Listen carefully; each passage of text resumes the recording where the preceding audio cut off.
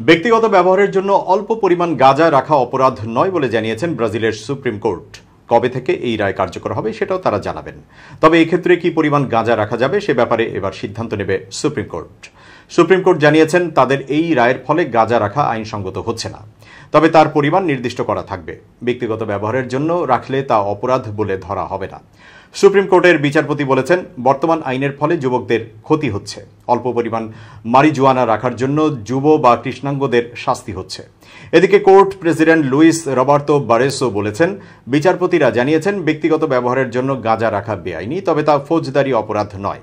ব্রাজিলের বর্তমান আইন অনুযায়ী ব্যক্তিগত ব্যবহারের জন্য কি পরিমাণ গাঁজা রাখা যাবে বা কি পরিমাণ রাখলে তা অপরাধ হিসেবে ধরা হবে তা স্পষ্ট করা নেই। প্রথমটির ক্ষেত্রে কমিউনিটি সার্ভিসের কথা বলা হয়েছে। মাদক পাচার করা হলে তাতে কারাদণ্ড হবে।